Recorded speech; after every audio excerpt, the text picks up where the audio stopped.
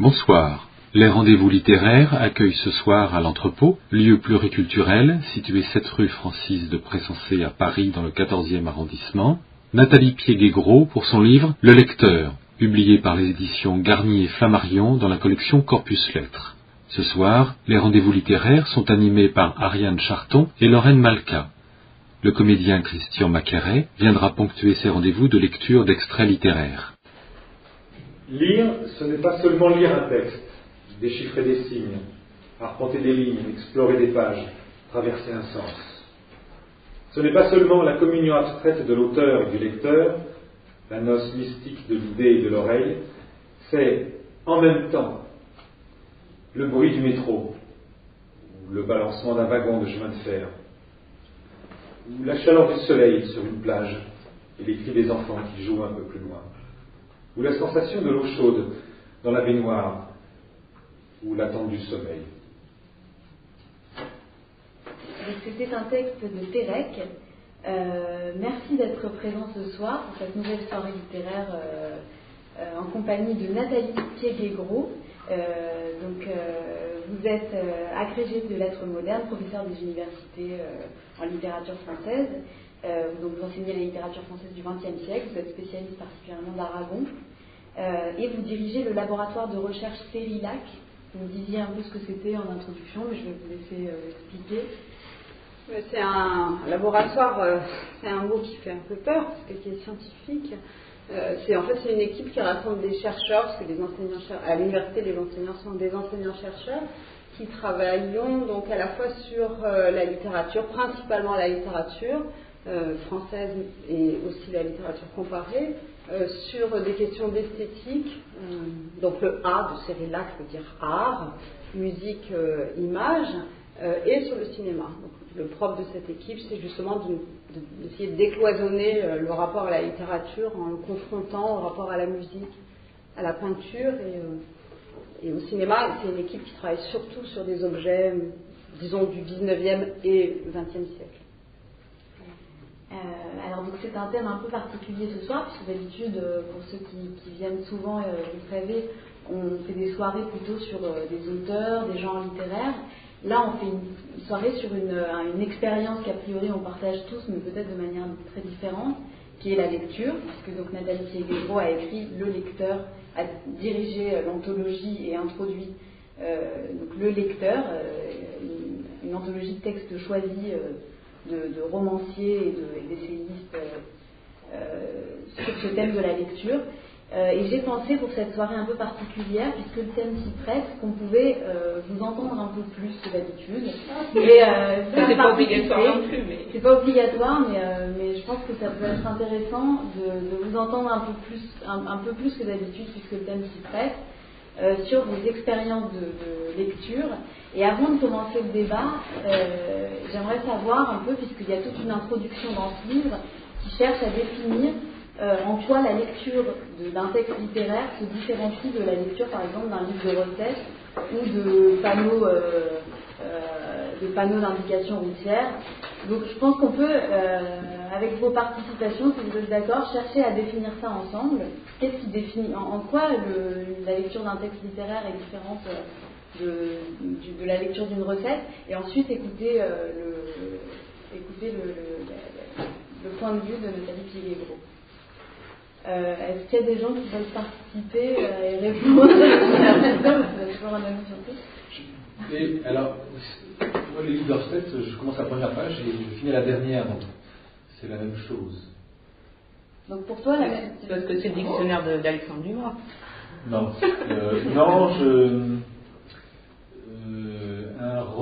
un roman, déjà, je crois qu'il y a les romans, il y a les essais, ce qui peut produire des classements.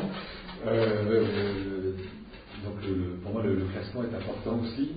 Là, on parle plus de vraiment l'attention du lecteur par rapport à un mais j'ai texte. constaté que ça une recette, tu peux la lire, tu peux piquer, alors qu'un livre, d'abord un livre de recettes, c'est un livre, mais c'est pas un livre pour moi. Un roman, c'est, c'est plus qu'un objet déjà. Qu'est-ce qui différencie un texte littéraire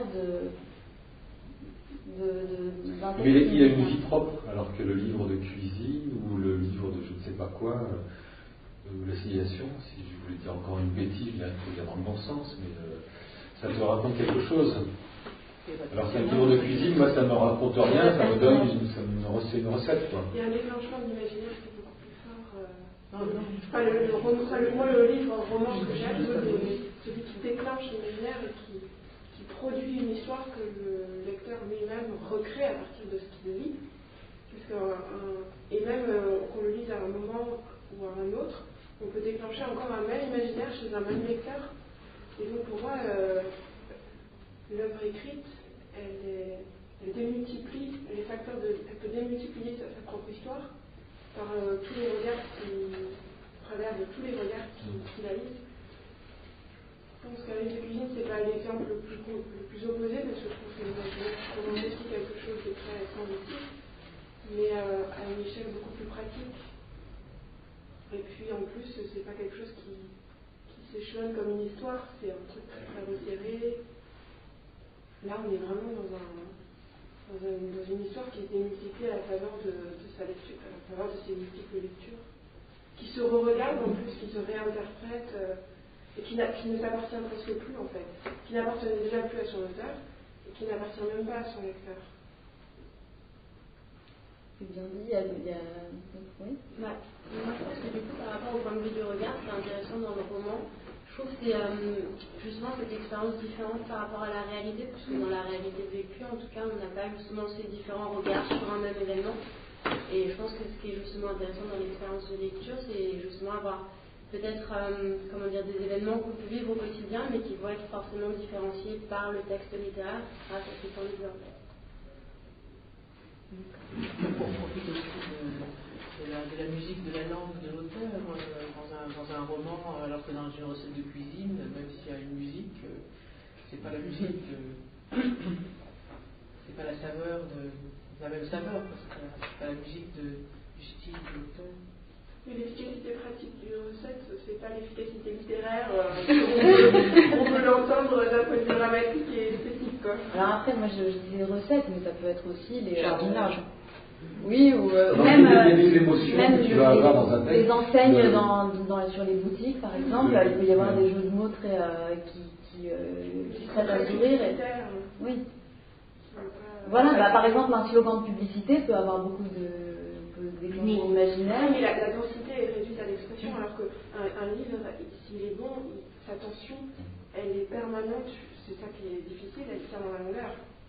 Et est-ce qu'il n'y a pas quelque chose aussi du côté du lecteur, peut-être de l'attention qui serait différente, du rapport au temps quand on écoute un slogan publicitaire ou quand on regarde une enseigne sur une boutique qui serait différente Moi, je suis complètement d'accord avec la définition là, sur le fait que le livre s'appartient à lui-même, parce que selon le moment, tu vas entrer ou re-rentrer, parce que tu avais arrêté, je ne dis pas de A à Z du foulée, tu vas rentrer, puis il va te tomber des mains, ou comme l'Élysée qui va tomber des mains, où tu vas re-rentrer, où tu ne vas pas pouvoir t'en détacher, et il y a un moteur d'émotion dans le roman que tu n'as pas dans les autres. L'émotion d'identification plus ou moins grande, selon l'époque, la personne. Il y a aussi la question du style et de l'écriture, bien sûr, qu'on n'a pas dans les recettes de cuisine ou dans les romans publicitaires et qu'on trouve dans les textes littéraires. Alors Nathalie, il y a aussi autre chose. Les livres qu'on va lire à 20 ans, on ne lira plus. Si on les relira pas de la même façon à 30, 40.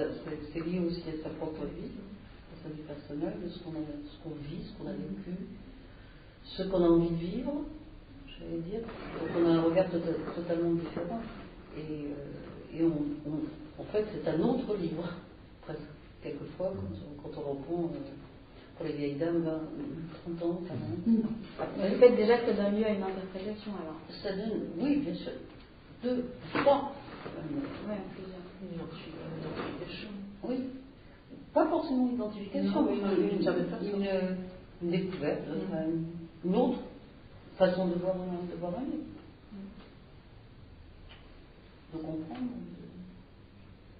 Je crois que c'est un bon exemple, la différence entre le livre de cuisine et le livre de littérature. Bon, on ne sait pas bien ce que c'est, un livre de littérature, hein, c'est la question.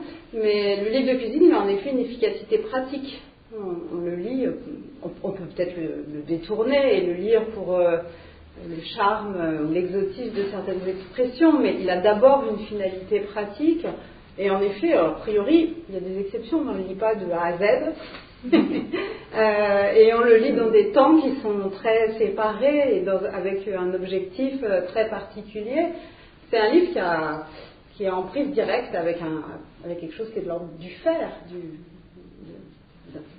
C'est un livre qui ne suffit pas à soi-même. En effet, il n'a pas sa vie propre. C'est un livre aussi, il y a des exceptions, c'est un livre dont on s'occupe assez peu finalement de savoir qui en est l'auteur. C'est un livre où il y a peu d'implications subjectives et historiques de la personne qui l'écrit, qui s'efface devant le... Il faut que ce soit agréable, efficace, bien présenté, mais au fond, on l'identifie plus par sa couverture, par son thème, que par la personne qui l'a écrit. Alors c'était intéressant de vous écouter parce qu'on voit très bien que la lecture, et moi je partage ce point de vue, la lecture pour nous aujourd'hui, quand on parle de lecture littéraire, la lecture c'est un apprentissage qui est d'abord pratique. On apprend aux enfants à lire, on s'inquiète beaucoup de savoir s'ils vont savoir lire à temps, pas dans l'idée qu'ils vont lire Proust, mais parce qu'il faut qu'ils sachent lire rapidement pour être autonome dans la vie pratique et pour être autonome par rapport aux autres apprentissages. Et la lecture littéraire, c'est une lecture qui est d'abord et prioritairement, je dirais, aujourd'hui, vos réactions le montrent, une lecture de roman. C'est pas du tout évident. Ça a été pendant très longtemps, on l'appelait pas comme ça, la lecture littéraire, d'abord une lecture de poèmes. La littérature, c'est d'abord identifié à la poésie avant de s'identifier au roman. Or, je crois que pour nous, aujourd'hui, la littérature et la forme romanesque ont tendance, c'est pas un jugement de valeur, c'est un constat, ont tendance à se superposer un petit peu, et la forme privilégiée de la lecture littéraire, ça va être en effet la forme de la lecture romanesque. Et la lecture romanesque, c'est d'ailleurs pas forcément une lecture littéraire. Il y a des romans qui sont des romans commerciaux ou des romans de gare. Mais la lecture romanesque, elle a une particularité que vous avez tout de suite nommée, qui est qu'elle prend du temps. Ça prend beaucoup plus de temps de lire un roman que de lire une recette de cuisine, et ça prend plus de temps de lire un roman que de faire la recette en général. Donc c'est une lecture qui prend du temps, et ce temps-là, il est assez difficile finalement de savoir ce qu'on y investit. C'est un temps, je crois, qu'on a envie de couper justement des exigences et des contraintes de la vie pratique. C'est un peu un temps volé, c'est un peu un temps qui est soustrait aux nécessités de la vie courante. Et je crois que c'est d'abord un temps de plaisir. Un temps de plaisir et un temps qui est dégagé de la vie pratique.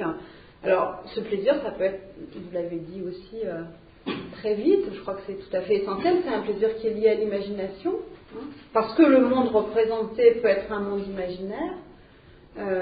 Et je dirais même quand même si c'est un roman qui parle de Paris aujourd'hui, dans le 14e arrondissement, on va faire un saut dans l'imaginaire, quoi qu'il arrive. Et puis c'est un temps qui est... c'est un plaisir qui est aussi un plaisir qui va qui va nous impliquer en tant que nous sommes un individu lecteur. Alors la recette aussi, d'une certaine façon, parce qu'elle, dans une recette de cuisine, il y a des implicites, il y a des choses qu'on sait ou qu'on ne sait pas en termes d'ustensiles, d'ingrédients. Bon. Mais ça reste assez objectivable. Alors ce que la lecture de roman va solliciter en nous, c'est pas entièrement prévisible. C'est pas entièrement prévisible. C'est en partie déterminé, très difficile de dire quelle est cette partie. C'est en partie déterminé par le roman, par l'écriture, mais pas entièrement. Et c'est donc une forme, je dirais, toujours pour reprendre cette comparaison que vous avez faite, c'est une forme qui donne beaucoup de liberté au lecteur. c'est une expérience de lecture qui donne beaucoup plus de liberté que la recette de cuisine, où si vous trichez avec le temps de cuisson, ça risque quand même de pas bien se passer, quoi. Hein. Alors que dans la lecture de roman, vous avez une liberté dans la construction du sens, et puis dans la façon dont vous allez vous approprier le livre, l'histoire racontée, et puis comme vous le disiez très justement, ce temps de la lecture, c'est un temps qui ne sera pas le même tout au long de la vie. Hein. On a parfois même de l'appréhension à relire un livre qu'on a énormément aimé quand on était jeune, ou quand on était enfant, ou qu'on a lu dans des conditions particulières, et quand on le relit, on peut avoir une impression de déception, qui peut être liée à la qualité du livre. Finalement, c'est pas si bien que ça. Ou alors une impression qui est plus cruelle, qui est parfois une impression de trahison. Hein, parce que ce à quoi ça renvoie, c'est à la propre identité du lecteur. Hein. Est-ce que je suis toujours le même, moi qui ai aimé ce livre, pour le moins aimer, ou pour n'y plus trouver ce que j'ai aimé?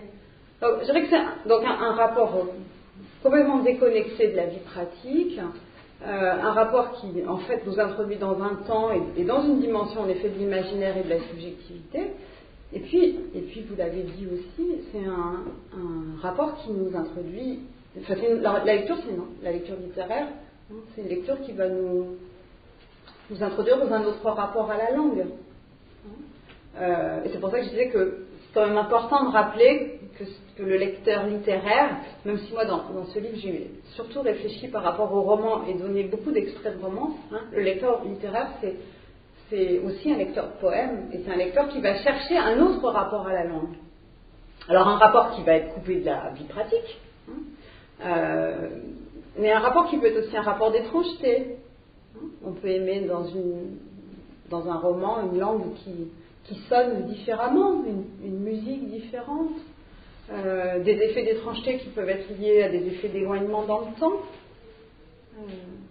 ou des effets d'étrangeté qui sont liés au fait que la langue littéraire est peut-être justement une langue dans la langue, une langue pas forcément difficile, hein, une langue qui va nous introduire à quelque chose un autre rapport à la langue. Et tout ça, je crois que c'est facteur de... Alors, c'est pas du tout coupé, c'est pour ça que j'ai beaucoup apprécié que vous commenciez par ce texte de Pérec, c'est pas du tout coupé de la vie. Quand je dis que c'est coupé de la pratique, ça veut pas dire que c'est coupé de la vie. Hein.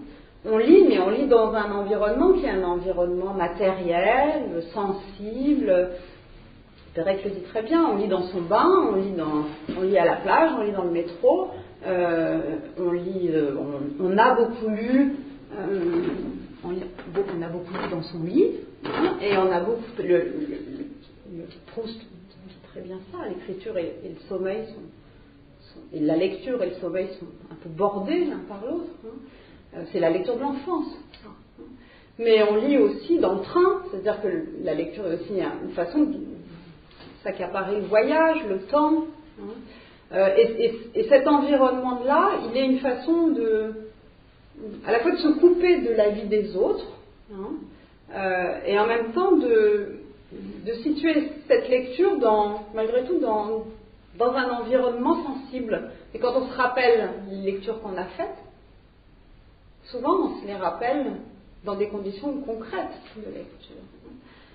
Et je crois qu'un des points importants de la lecture aujourd'hui, ça n'a pas toujours été le cas, mais ça l'est encore, il y a de chances pour que ça ne fasse que durer. Hein. Et en particulier la lecture de roman, c'est une lecture solitaire. C'est une lecture complètement solitaire c'est pour ça que ce type de rencontre c'est difficile en fait de parler de la lecture. Parce que c'est quelque chose c'est plus facile c'est difficile parce qu'au fond la lecture c'est quelque chose qui renvoie l'individu à lui-même, à sa mémoire, à ses émotions.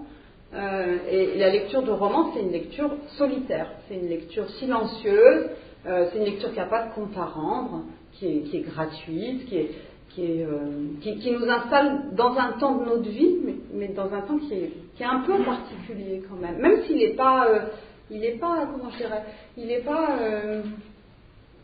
c'est pas un temps désincarné. Hein, c'est un temps qui est coupé de la vie pratique, mais c'est pas un temps dans lequel on n'existe plus comme corps ou dans lequel le monde s'abolirait complètement. Sinon, l'imaginaire fonctionnerait pas si bien.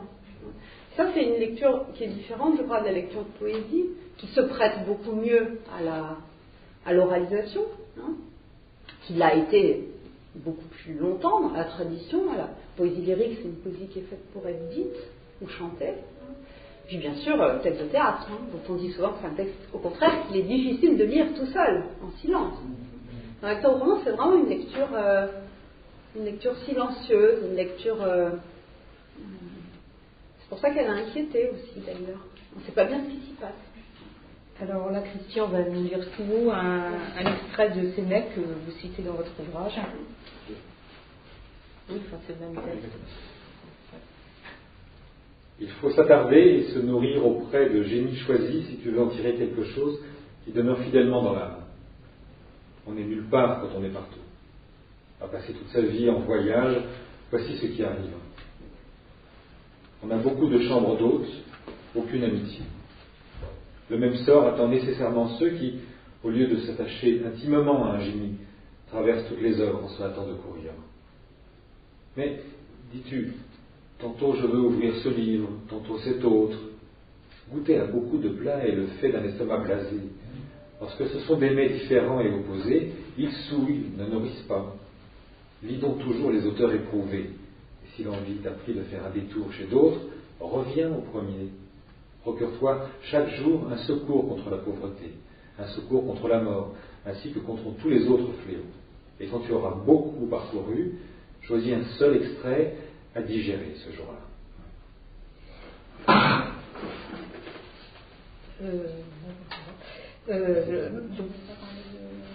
Non, on va passer là. Alors, donc c'était à toi. La suite, c'est pareil, j'aimerais bien encore vous entendre parce que c'est intéressant. Il y a une thématique qui est assez développée, c'est la thématique de la lecture qui est formatrice. Et vous citez par exemple Stendhal qui a dit qu'il était devenu un honnête homme en lisant la Nouvelle Héloïse. Donc pareil, on pourrait essayer de définir ensemble en quoi la lecture peut être formatrice, éclairante, en quoi elle peut former un individu, à l'aider à devenir un honnête homme, comme dit Stendhal. Est-ce qu'il y a des propositions? Oui. Je pense que la lecture, justement, d'honnêteté comme ça, déjà, ça commence par l'école. On a tous des manuels d'enseignement qui nous montrent un petit peu quelle est la marche à suivre. Il y a des directives qui ont été établies par justement des personnes qui sont dites habilitées à transmettre l'information, puisqu'en fait il s'agit de transmission d'information. Donc c'est vraiment pédagogique à ce niveau-là. Donc à ce niveau-là, je pense que c'est important de pouvoir se souvenir qu'on a tous eu dans nos vies respectives, en tout cas en Occident, des manuels qui nous ont permis de grandir, d'évoluer, d'assimiler des règles, des notions qui permettent aujourd'hui d'échanger, de communiquer. Voilà. Est-ce que j'ai répondu à votre question? Je pense que plus largement, ça renvoie aux valeurs de l'humanité, aux valeurs en fait. Un livre, au-delà de l'histoire, au-delà des émotions. Moi, dans la notion de l'homme, même si je trouve qu'elle a beaucoup évolué, aujourd'hui elle pourra être patiente, mais je pense que ça renvoie à une conception de l'humanité, à un sentiment d'humanité, aux valeurs qu'on a envie de porter au travers de l'histoire, au travers des relations qui sont écrites et que nous on réimagine. Et bon, cette valeur, sans être teintée de moralité, c'est des valeurs au sens noble. Je pense que c'est ça qui sont en fait vraiment transmises au travers d'une histoire ou d'un personnage. C'est ça en fait que, pour moi la plus grande éducation d'un livre. C'est ce qu'elle dit de l'humanité en dehors de son contexte social et historique. Et donc ce qu'elle dit des valeurs qu'on a envie de porter ou de non porter par les anti-héros. En tout cas du débat que ça peut engendrer et créer. Au-delà de l'information, il y a une conception humaine intéressante. Donc même si la définition de l'honnête homme change, mais elle a changé, mais elle porte en elle toujours cette vocation à dire quelque chose de l'humanité et de la manière dont on se la représente. C'est des valeurs qu'elle véhicule. Et ça donne aussi cette dimension du livre qui qui est à la fois intemporel dans sa vocation et qui peut-être peut évoluer à la faveur des conceptions qu'on se fait de l'humanisme. Est-ce qu'il y a d'autres... Il y a aussi des livres qui amènent à d'autres livres. Moi personnellement, je sais que le premier livre qui m'a marqué, c'était un livre de Boris Vian. Boris Vian, c'est l'arrache-cœur, qui m'a amené à lire Simone de Beauvoir, Jean-Paul Sartre, à écouter du jazz, et puis le style, on parlait de la musique du style. Ça a été tout un enchaînement j'ai eu l'impression que ce livre ouvrait le monde, du point de vue de l'honnête homme. Je pense que l'une des preuves que la lecture est formatrice, qu'elle apprend à penser, c'est que dans les dictatures, on brûle les livres. Parce que justement, c'est dangereux que les gens sachent penser par eux-mêmes. Et c'est donc bien le signe révélateur que la lecture est formatrice de l'esprit. Je ne crois pas à cette version édifiante de la littérature comme de la culture en général. C'est vrai qu'une grande partie ça marche, mais ce n'est pas prouvé que la culture en elle-même prévient des déviances ou des crimes. Et il y a toute une littérature qui est pour la formation de l'honnête homme, si c'est la nouvelle Héloïse qu'il faut. Il faudrait se demander aujourd'hui qu'est-ce qu'on devrait lire pour devenir un honnête homme, et si c'était le but. Je suis bien content d'entendre parler de Beauvoir, de Sartre et autres Vian, puisque la littérature est aussi subversive. Il ne faut pas l'oublier. On devient terriblement conservateur, formatrice. Si la lecture était formatrice, parce qu'on devient moraux, bien élevé, bien pensant, considéré, généreux et honnête. Elle a l'avantage de poser le débat en fait. Le débat, on peut, ce qui est intéressant, c'est de ne pas être d'accord, justement, de provoquer une réflexion. Que ce soit l'honnête homme ou subversif, c'est formateur quand même. Oui, mais ça prouve que c'est soi-même qu'on se forme avec la lecture, et que ce n'est pas la lecture que nous faisons, parce que dans ce cas, il faudrait dire qu'il nous formate. Et on peut se former en tant que révolutionnaire, en tant que subversif, en tant que terroriste, avec des lectures, et on le fait. Ça se fait. Les dictatures ne brûlent pas tous les livres, contrairement à ce qu'on fait Edouard Moury, dans Fahrenheit, etc. Les dictatures brûlent certains livres, et d'autres ne sont pas du tout brûlés. Les nazis s'accommodaient très bien de Goethe. Je ne sais pas comment ils faisaient, mais et s'accommodaient aussi de Schiller, de très gros écrivains, et nous pouvons aussi aimer. Donc, c'est pas trop facile. Formateur, je dirais, si la lecture était formatrice, je dirais qu'elle est de l'esprit. Et l'esprit, comme chacun peut, souffle où il veut, dans le mal comme dans le bien. Et formatrice de l'esprit, pourquoi? Parce que c'est déjà pour parler des enfants, là, s'arrêter pendant des heures ou pendant quelques temps devant des signes abstraits, ça montre déjà une évolution du cerveau qui est extraordinaire. Les premiers signes de l'écriture sumérienne, il faut voir comment, avant, toute transmission de savoir, de sagesse, de l'histoire, elle était orale. Le fait qu'on ait pu décoller de cette oralité et de la représentation du théâtre ou de la poésie épique, montre que chacun est devenu un sujet avec une intériorité. Donc elle est formatrice de l'homme tel qu'on le connaît. Oui, ou avec un esclavage, on peut être esclave en texte aussi. On envoie des personnes.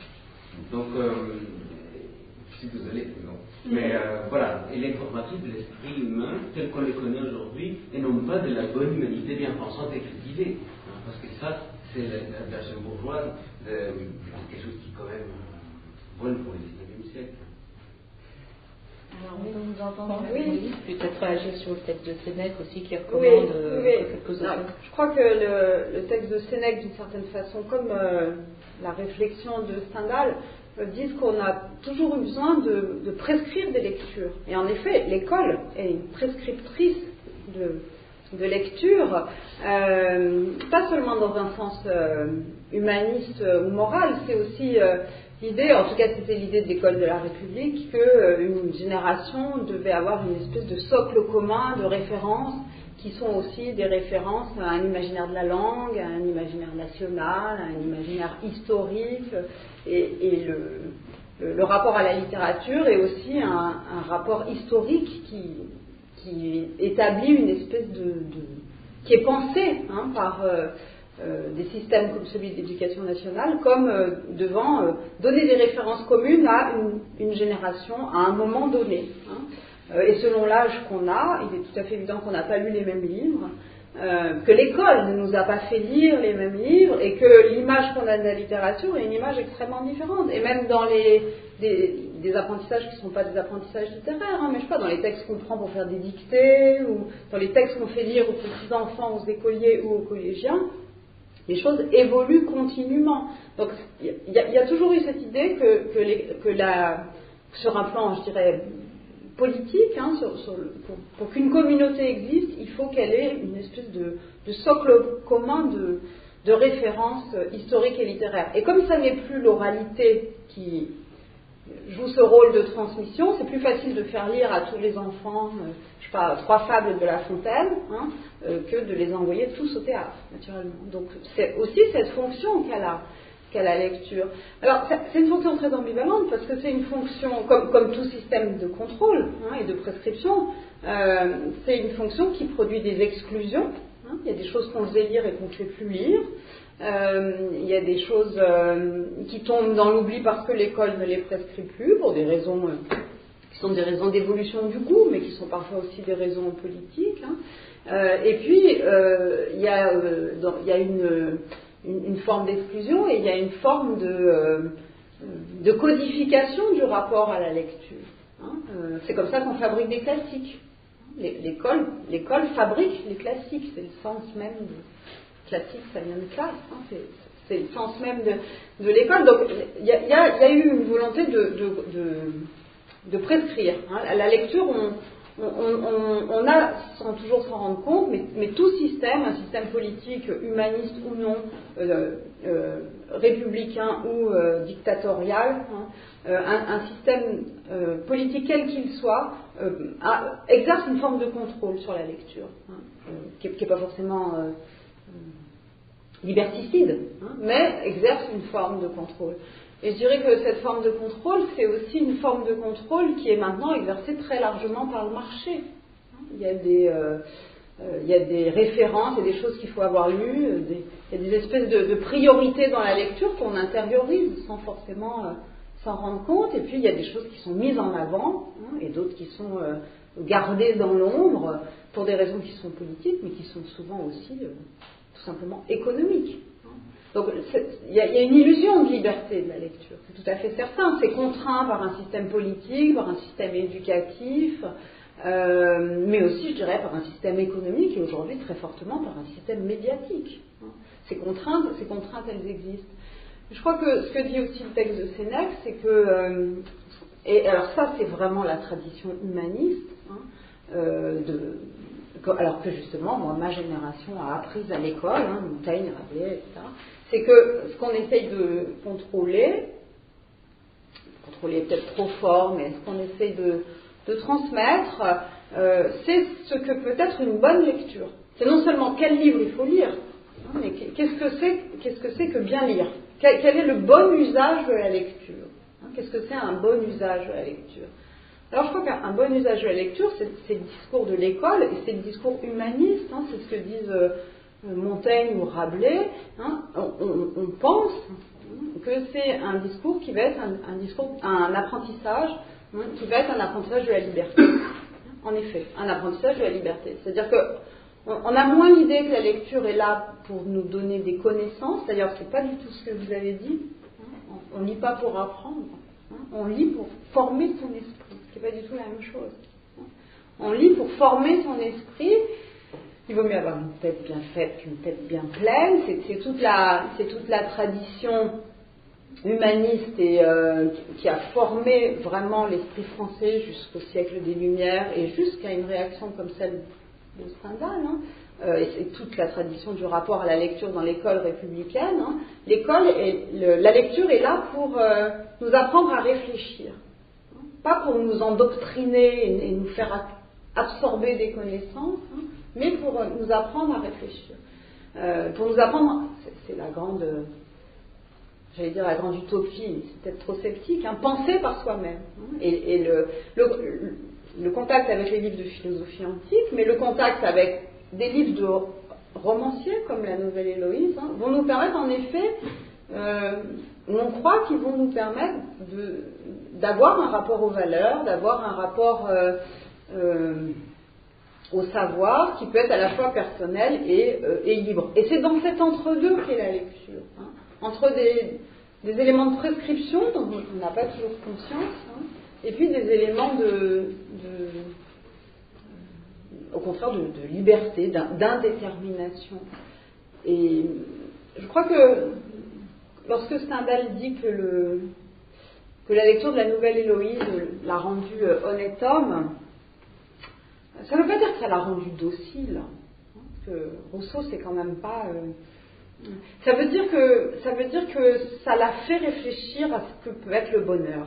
Je crois que c'est ça que veut dire Stendhal. Hein. C'est-à-dire que la lecture de roman est un moment où on s'interroge sur la façon dont on veut conduire sa propre vie. Hein. Et au début du Rouge et le Noir, c'est un texte que j'aime beaucoup, hein, Stendhal raconte une scène où on voit le jeune Julien Sorel, vous vous souvenez, il est fils d'un charpentier de Verrières en Franche-Comté. Hein. Donc Julien Sorel, c'est le tout début du roman, hein, est en train de lire le mémorial de Sainte-Hélène de Napoléon. Et son père, hein, le bat parce qu'il est en train de faire quelque chose qui nuit au travail, hein, et en fait, le fils est pris en flagrant délit de désobéissance. Alors, il lit un livre qui n'est pas un roman, hein, mais qui est un livre politique, qui est la grande admiration de Stendhal aussi. Et la lecture est vraiment présentée là, justement par Stendhal, comme une figure de l'émancipation. Hein, et comme une figure... Ce qui est subversif, déjà, c'est pas tellement de lire Napoléon, hein, c'est de lire au lieu de travailler. Et ce qui est subversif, c'est de faire quelque chose qui ne sert à rien. Hein. Ce qui est subversif, c'est de ne pas obéir à son père. Hein. Donc c'est déjà une façon de dire, le temps de la lecture, hein, c'est un temps qui est dégagé de la vie pratique. Et pour le jeune Julien Sorel, cette lecture-là, ça va être bien sûr une lecture... une lecture qui va être une lecture d'émancipation, hein, de conquête de ses propres valeurs. Mais c'est une lecture qui est réprimée. C'est une lecture qui est pas seulement une façon d'obéir, qui est au contraire une façon de se rebeller. Alors qu'elle elle mange pas de pain, hein, il est tout seul, il est dans son coin, il fait pas de bruit, hein, mais c'est insupportable. Et je crois qu'il y a là quelque chose de très fort qui dit que ce qui fait peur, c'est peut-être ça. On ne sait pas ce qu'on va découvrir. Hein. Alors oui, je crois que c'est un espace d'incertitude. Et alors bien sûr, les dictatures brûlent les livres de philosophie, les livres comme elles brûlent les toiles, hein, les œuvres d'art. C'était le cas, par exemple, de l'art dit dégénéré, hein, sous le nazisme. Alors, elles ne brûlent pas tous les livres, elles brûlent et elles prescrivent, absolument. Et elles font des listes. Hein, et toutes les censures fonctionnent avec des listes. Hein. Mais c'est une façon de reconnaître qu'il y a un pouvoir de la lecture, et pas seulement un pouvoir des livres d'endoctrinement, hein, des livres de philosophie. Il y a un pouvoir même du texte littéraire qu'on va, en effet, censurer dans toutes les dictatures. On a ce type de contrôle exercé. Dans le cas de Stendhal, en plus, peut-être ça lui apprend aussi à être sincère avec lui-même. Absolument. Absolument. C'est sa recherche apprend aussi de se comprendre, de s'étudier. Et parce qu'il y a la suite, la citation que j'ai plus par cœur, où il dit, au fond, même dans mes sentiments amoureux, je pourrais peut-être des fois ne pas être tout à fait honnête, mais au fond de moi-même, je saurais que je ne suis pas honnête. Bien sûr. Donc, effectivement, il y a un travail qu'il fait sur lui-même à partir de cette lecture, qui le rend honnête homme, peut-être moins en tant que connaissance humaniste qu'en tant qu'être sincère et viser peut-être à peut-être pas une perfection, en tout cas une sorte en tout cas de sincérité avec lui-même, enfin qui est quelque chose de très important chez Stendhal. Oui, tout à fait. Il y a vraiment cette idée, je crois, dans le rapport de Stendhal à la lecture, il y a pour Stendhal l'idée que la lecture de romans, c'est la meilleure école pour devenir un bon amoureux. C'est-à-dire, malheureusement pour Stendhal, c'est l'école de l'amour, mais c'est souvent une école à laquelle il va échouer, et qui va être une école dans laquelle il va être très très malheureux. Mais il y a cette idée que le rapport à l'amour dans la vie pratique et concrète est un rapport qui est totalement dépendant du rapport au livre et du rapport à la lecture. Parce que, en effet, non pas parce que il aurait appris dans les livres comment faire ou ne pas faire avec les femmes, mais parce que le rapport parce que le livre, il dit pas les choses comme ça, mais je crois que la lecture de romans lui a donné accès à une subjectivité à laquelle finalement on n'a jamais accès dans la vie réelle. On connaît, Proust dit ça très très bien, et partout dans la recherche, la connaissance qu'on peut avoir d'un personnage de roman, c'est une connaissance qui est d'une finesse dans l'approche de ce qu'est l'autre qu'on ne peut pas avoir souvent dans la vie réelle. On va pouvoir, c'est le grand thème de la jalousie chez Proust, mais connaître l'autre, c'est quelque chose que permet le roman. Et chez Stendhal, c'est sûr que la formation de ses sentiments en général, et pas seulement de ses valeurs morales, la formation de ses sentiments, et les réactions qu'il va pouvoir ensuite avoir, même des réactions très émotives, son rapport à la lecture va lui permettre de les évaluer. Ça veut dire que la lecture ne s'arrête pas quand on ferme le livre, elle nous accompagne dans notre façon de penser le rapport qu'on a avec autrui et, comme vous disiez, avec soi-même. Et chez Stendhal, c'est le grand thème de l'hypocrisie. La lecture permet de démonter ce qu'on a appris dans les livres, c'est aussi à comprendre ce qu'est une illusion, à comprendre ce qu'est une ruse, un masque, etc. Est-ce qu'on est obligé, je pense que je me suis fait plusieurs fois la réflexion dans un rendez-vous littéraire, est-ce qu'on n'est pas un peu obligé de catégoriser les romans? Moi, je vois que je suis pas un grand lecteur de critique. Et je suis capable de lire des trucs à la con, type thriller où le fond est quasiment voisin de zéro, des trucs un petit peu plus sophistiqués quand même. Et là, on sent bien qu'on parle du lecteur de la littérature, mais pas du roman de gare génial qui va se lire très vite en plus. Et on parle de romans qui sont peut-être un petit peu plus, pas forcément difficiles à lire, mais enfin où il y a les Ludlum, c'est génial, et déjà c'est pas complètement zéro dans ce type de littérature, mais c'est pas avec ça qu'on devient un homme, alors que on va être sortir un peu plus riche si on lit du Balzac ou même je disais tout à l'heure que le Joncourt est génial. Enfin, j'ai aimé tout cas Joncourt, ou le dernier Ollier, là j'ai adoré, et que on en apprend plus avec ça qu'avec un Tom Clancy. Non. Mais je ne sais pas s'il faut mettre des coefficients de valeur. Est-ce que la bonne lecture, c'est la lecture d'un livre qui est... C'est une question. Oui, je ne sais pas, mais je pense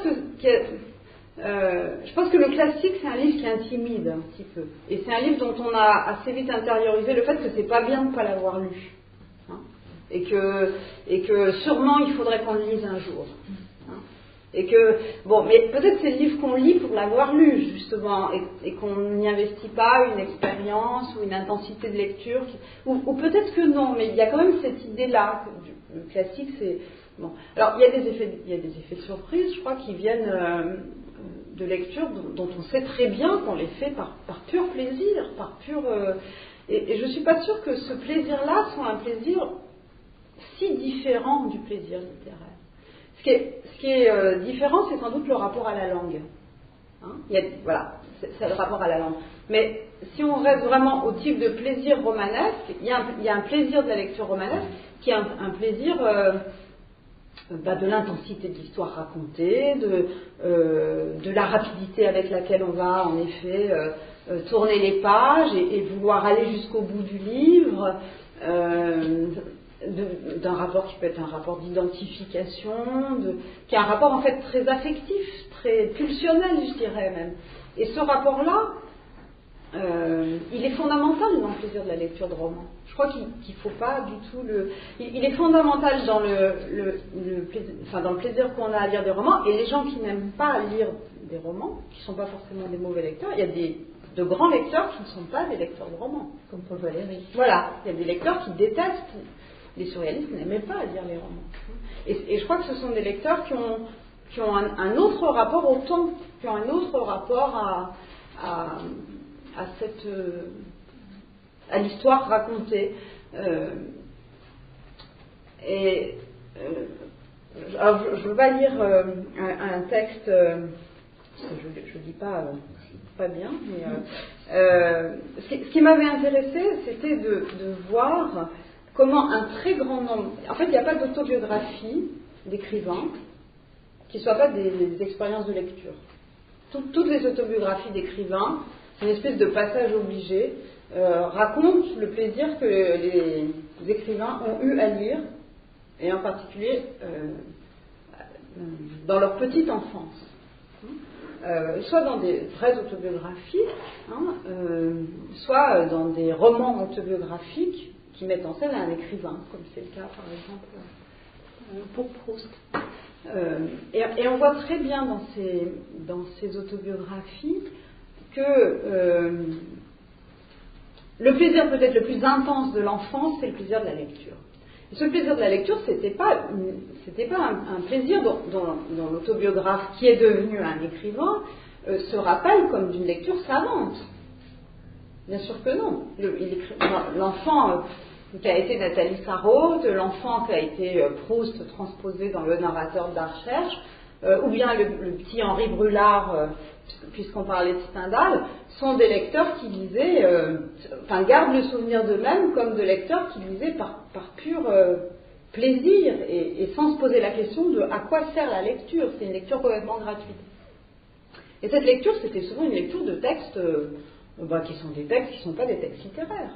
La littérature jeunesse n'existait pas, c'est une invention tout à fait récente, mais c'était des textes qui n'étaient pas d'abord des grands livres de la littérature, c'était le plus souvent des livres romanesques, et des livres romanesques qui étaient soit des romans d'aventure, soit des romans sentimentaux à l'eau de rose, ou ce qu'on appellerait en effet des romans de gare, et des romans qui néanmoins sont présentés comme ayant joué un rôle tout à fait décisif dans la formation de la personne qu'ils sont devenus, dans la formation du lecteur qu'ils sont devenus, et dans la formation de l'écrivain qu'ils sont devenus. Alors, on peut donner quelques exemples. Dans la vie de Henri Brulard, Stendhal commence à écrire son autobiographie le jour où il va avoir 50 ans. Je vais avoir 50 ans, il écrit ça dans ses bretelles, et il commence à écrire son autobiographie qu'il appelle Vie de Henri Brulard. Et il se rappelle, au début, c'est une autobiographie qui suit en gros le fil chronologique, il se rappelle le chagrin épouvantable qu'il a eu lorsque sa mère est morte, et la souffrance qu'a été ensuite la vie avec son père. Et il dit que la lecture de Don Quichotte, alors pour le coup c'est un classique, que la lecture de Don Quichotte, dont il se rappelle avec une émotion extrême, est ce qui l'a consolé. Et que c'est la première fois, quand il lit Don Quichotte, il pleure de rire, et que c'est la première fois qu'il rit depuis la mort de sa mère. Donc ce souvenir-là, c'est un souvenir qui est un souvenir affectif, qui n'est pas un souvenir qui prend en compte la qualité littéraire, et l'enfant est tout à fait incapable de savoir que c'est le premier grand roman, etc. etc. C'est une impression qui est d'abord affective, et je crois qu'il faut absolument reconnaître cette qualité à la lecture, qu'elle a cette, et que si on ne cherche pas ça, il n'y a pas beaucoup de chances pour qu'on devienne un grand lecteur.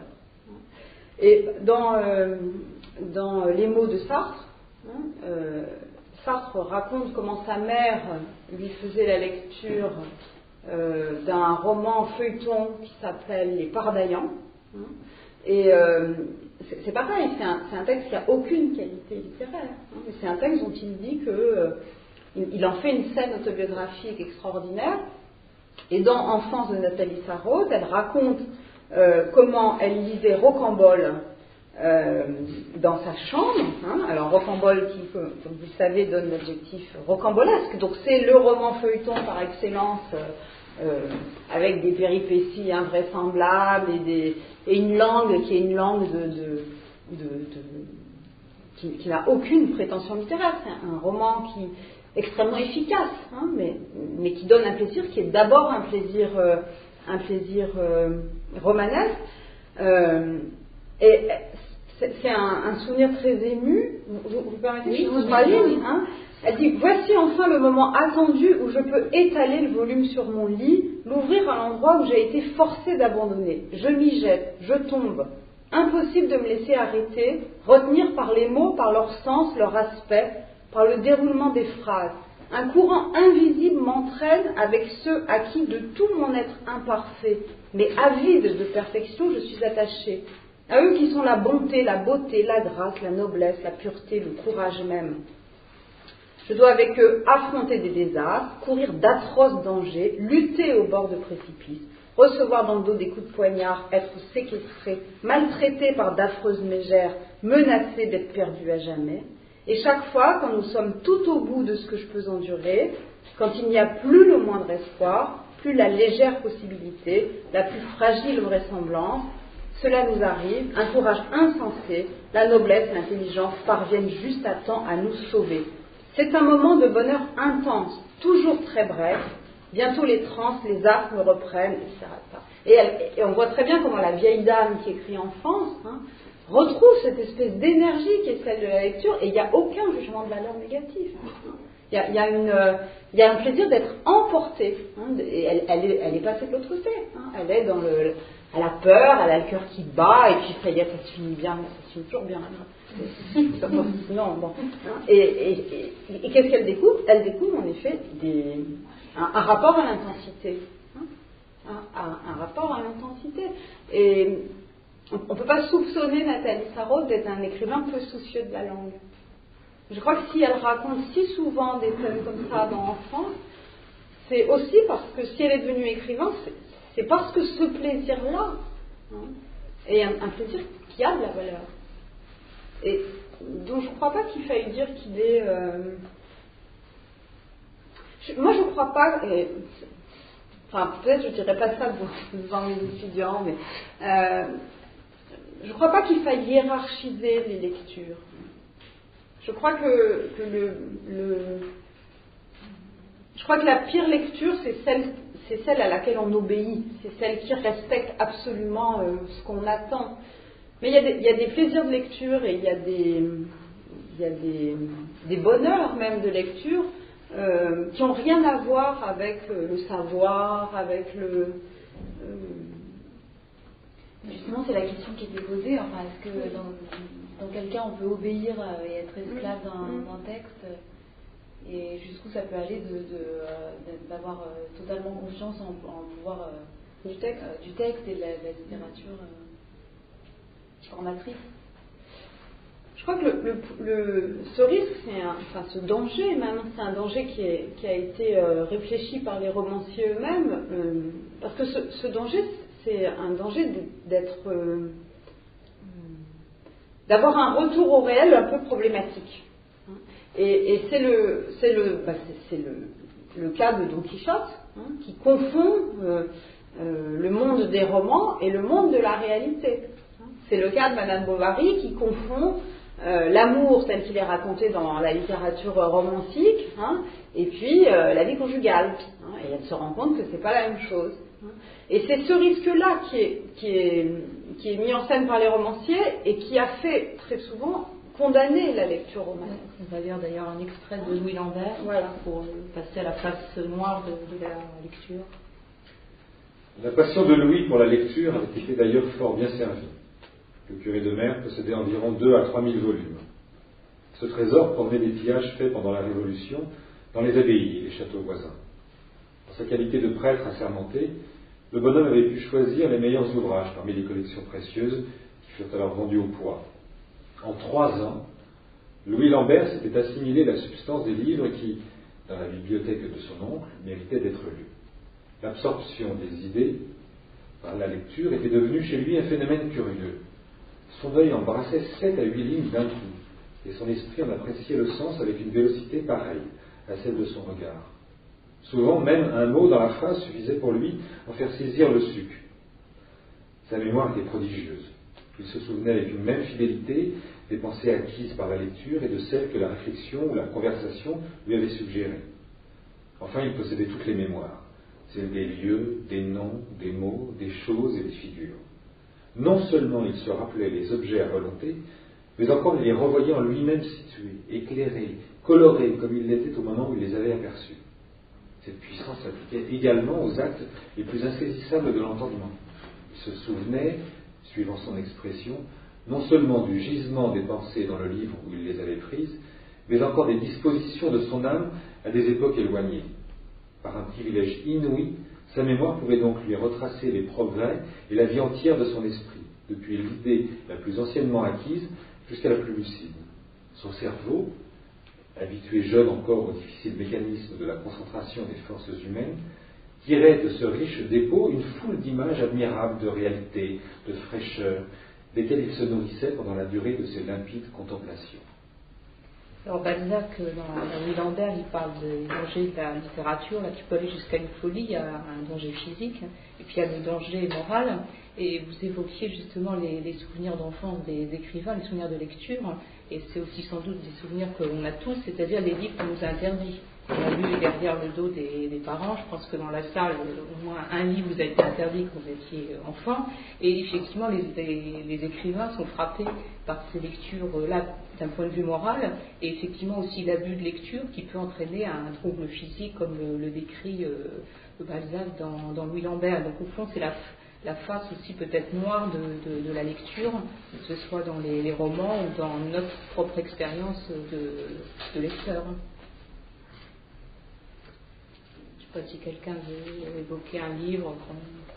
Ce qui est terrible, c'est qu'on arrivait, et je pense plus facilement à empêcher les enfants de lire, avec la langue liée sous les draps, que de les empêcher à regarder des jeux vidéo. Mais le risque de la lecture, il ne vient pas du livre lui-même, il vient effectivement de ce qu'on en fait. Donc le risque de formatage, ou au contraire, par l'interdit ou par le surplus, il est extérieur au livre. Donc le livre lui-même, il donne la liberté à celui qui lit, pour peu que lui désobéisse à tous ces interdits ou ces surmois ou toutes ces choses-là qui tournent autour et qui sont liées à la politique, à l'école, ou aux parents, ou aux voisins, ou aux libraires, et le formatage, il ne vient pas du livre. Oui, d'ailleurs, je pense que, par exemple, il y a le danger, il ne vient pas du livre. Même si on peut confondre avec la réalité, il vient de la personne qui calque. Je ne sais pas. Après, c'est surtout les enfants, enfin les parents, effectivement. Par exemple, je travaillais sur Alain Fournier, pourtant son père est instituteur, on lui a interdit formellement de lire La Petite Fadette.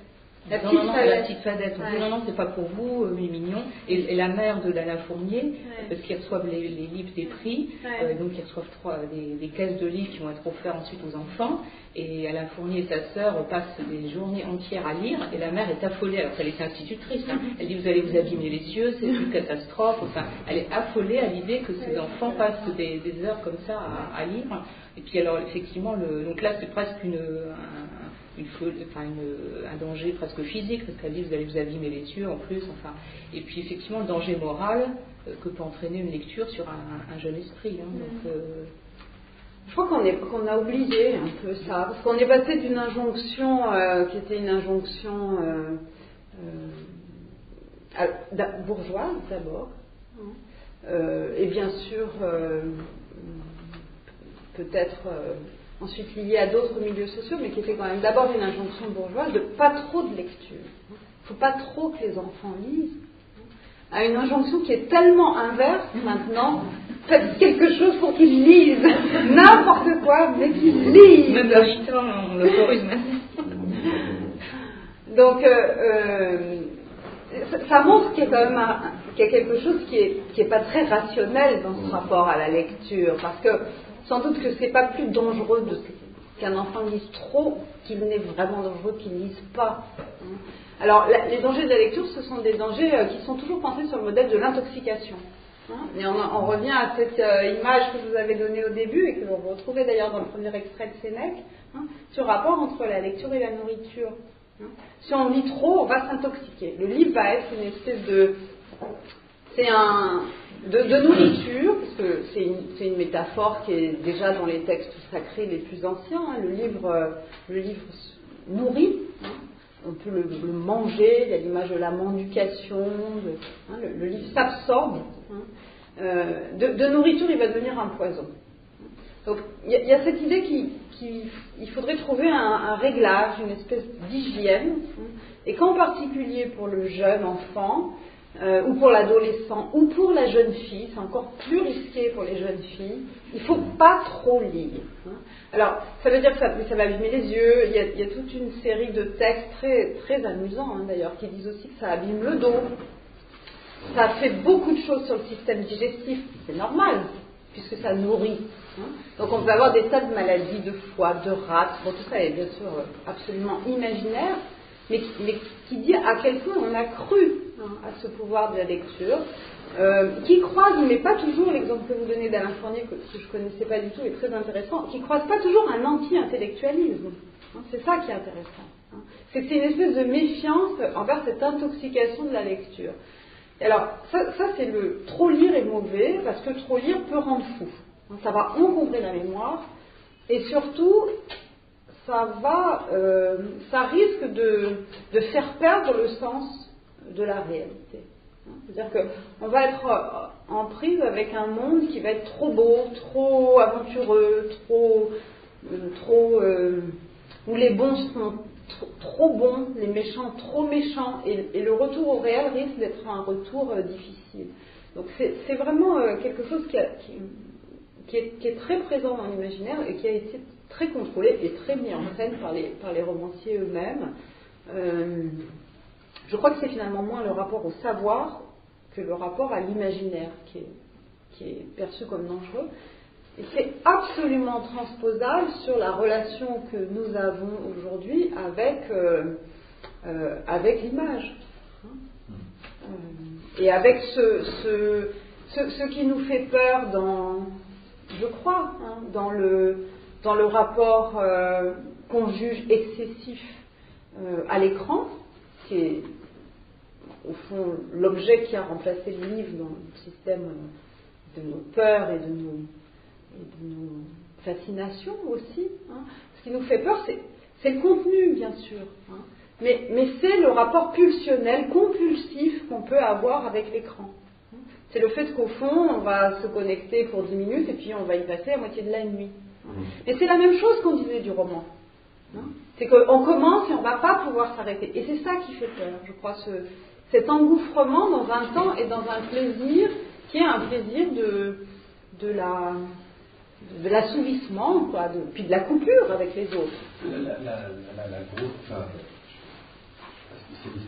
La grosse différence, me semble-t-il, c'est que le trop avec la littérature, je me disais, on se le fabrique, mais les images, on se les fabrique.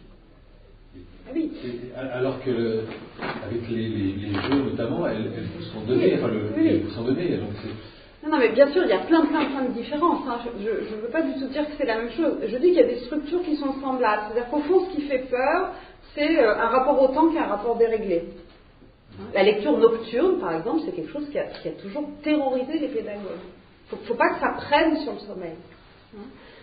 On dit pareil pour les écrans. Le fait qu'on n'arrive pas à contrôler, qu'il y a une espèce de perte de contrôle du rapport au temps et du rapport au désir, au fond, c'est ça qui fait peur.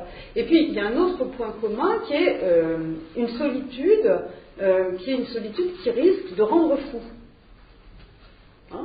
Et puis, un rapport, alors, on disait l'imaginaire, on va dire maintenant le virtuel, mais c'est quelque chose qui va faire que le retour au réel va être problématique. Et puis, moi je dis ça à mes enfants, tu vas avoir mal au dos, tiens-toi droit, ça te fait mal aux yeux. Je dis ce qu'on disait des lecteurs, et je censure. Je l'avoue, je censure.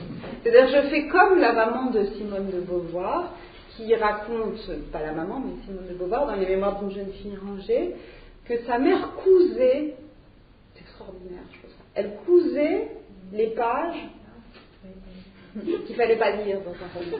C'est-à-dire qu'il y a les livres interdits, qui sont ceux qu'on a le plus envie de lire si on est normalement constitué, et qu'on va se débrouiller pour lire, de toute façon. Il y a ceux qu'on autorise, mais par une censure qui est une censure locale. Alors, maintenant, on donne plus les mêmes livres aux enfants que nous, on a lu. Oui, il y a un changement. Comme on a parlé de la bibliothèque rouge, après on a dit non, on ne peut pas lire la bibliothèque rouge. C'est niais, c'est... C'est ringard, c'est dépassé. Je crois qu'il y a un système... je pense que le désir de contrôle est toujours aussi grand, mais le contrôle est plus difficile à exercer. Parce qu'il y a beaucoup plus de livres. C'est incommensurable. La quantité de livres, la crise de la lecture, la crise du livre dont on parle sans cesse, ne doivent pas faire oublier qu'il n'y a jamais eu autant de livres aujourd'hui. Et autant de livres si facilement accessibles, parce que tout le monde sait lire dans notre société, quasi tout le monde. Tous les enfants doivent apprendre à lire. Et parce que les livres n'ont jamais été aussi peu chers, relativement. Bibliothèque de prêt. Après, je ne parle pas des conditions réelles d'accès, mais les conditions de droit sont des conditions... Donc, il y a tellement de livres que je crois que le système de contrôle est plus difficile. Et en même temps,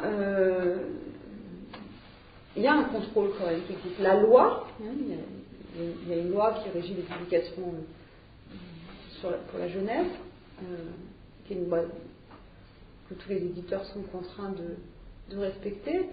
Et après, il y a des systèmes de prescription qui sont maintenant des systèmes de prescription médiatiques. Avant, les deux grands régulateurs de la lecture, et en particulier de la lecture pour les enfants et de la lecture pour les filles, c'était l'école et l'Église. Alors, dans votre introduction, vous parlez aussi de la lecture comme une activité sociale avec la lecture à voix haute. Alors, malheureusement, on va être obligé de sauter les questions qu'on avait prévues pour après, mais on va quand même finir sur Proust, parce que c'est quand même un des écrivains qui a le mieux parlé de la lecture. Donc, on va lire un extrait où justement la lecture passe par la voix de sa mère, et donc sur la lecture à haute voix aussi comme un échange. Donc, c'est le premier, alors. Bah, tu lis Proust. Voilà. Tout ce que je t'ai coché. Maman s'assit à côté de mon lit. Elle avait pris François le Champy, à qui sa couverture rougeâtre et son titre incompréhensible donnait pour moi une personnalité distincte et un attrait mystérieux. Je n'avais jamais lu encore de vrais romans. J'avais entendu dire que George Sand était le type du romancier. Cela me disposait déjà à imaginer dans François le Champy quelque chose d'indéfinissable et de délicieux. Si ma mère était une lectrice infidèle, c'était aussi pour les ouvrages où elle trouvait l'accent d'un sentiment vrai. Une lectrice admirable par le respect et la simplicité de l'interprétation, par la beauté et la douceur du son.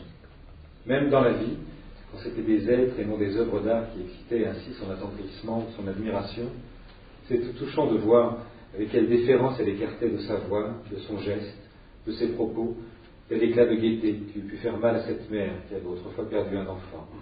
Tel rappel de fête, d'anniversaire, qui aurait pu faire penser ce vieillard à son grand âge. Tel propos de ménage qui aurait paru fastidieux à ce jeune savant. De même, quand elle lisait la prose de George Sand, qui respire toujours cette bonté, cette distinction morale que maman avait appris de ma grand-mère à tenir pour supérieure à tout dans la vie, et que je ne devais lui apprendre que bien plus tard à ne pas tenir également pour supérieure à tout dans les livres, attentive à bannir de sa voix toute petitesse, toute affectation qui eût pu empêcher le flot puissant d'y être reçu. Elle fournissait toute la tendresse naturelle, toute l'ample douceur qu'elle réclamait à ses phrases, qui semblaient écrites pour savoir, et qui, pour ainsi dire, tenait tout entière dans le registre de sa sensibilité.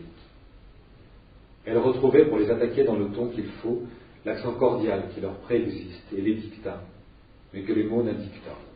Grâce à lui, elle amortissait au passage toute crudité dans les temps des verbes, donnait à l'imparfait et au passé défini la douceur qu'il y a dans la bonté, la mélancolie qu'il y a dans la tendresse, dirigeait la phrase qui finissait vers celle qui allait commencer, tantôt pressant, tantôt ralentissant la marche des syllabes pour les faire entrer, quoique leur quantité fût différente, dans un rythme uniforme.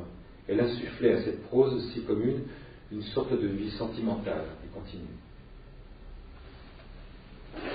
Donc là, c'est la lecture à voix haute qui passe par la mère, parce qu'on nous raconte aussi quand même toujours des histoires avant de savoir lire. Bon là, l'enfant, il sait comme déjà lire, mais voilà peut-être une petite réaction sur ce texte. C'est un texte qui a un souvenir très heureux de lecture et qui est en effet une lecture vivante, une lecture qui est aussi l'occasion de se rappeler la mère, qui est le portrait de la mère. Et c'est un rituel de lecture qui est banal mais qui est important, je crois. Moi je pensais, le lien entre les deux choses, la lecture haute voix, je pensais au conte de fées que la mère raconte. Et tout à l'heure vous parlez de contrôle, et je suis étonnée qu'il n'y ait pas de contrôle de sortir sur les contes de fées. J'en ai relu certains il n'y a pas longtemps et c'est monstrueux. Mais oui, mais. Donc voilà, pourquoi il n'y a pas un plaisir immense pour les enfants comme ma mère m'a raconté les contes de fées. Parce que c'est un apprentissage aussi du mal, du monstre, de l'angoisse, qu'on peut se faire, apprentissage qui peut se faire sans doute de façon inconsciente par cette lecture. Moi, ça me fait penser beaucoup à Mélanie Klein. Mauvais objet, bon objet, apprentissage de l'ambivalence. Oui, c'est une fonction très importante, je crois, de la lecture enfantine. On va devoir s'arrêter. Laisser le temps aussi à notre invité. Merci beaucoup. Et Nathalie Piegegro peut vous dédicacer son livre ici. Qu'on vous recommande. Et j'ai mis un chapeau à la sortie pour l'artiste comédien Christian Naturel. Donc n'hésitez pas, il est juste. Voilà, Elisabeth ne pouvait pas être avec nous ce soir parce qu'elle joue Médée au Théâtre du Nord-Ouest. Vous trouverez un flyer. Voilà, les sa pièce de théâtre que vous pouvez aussi avoir. Voilà. En vous remerciant beaucoup. Merci.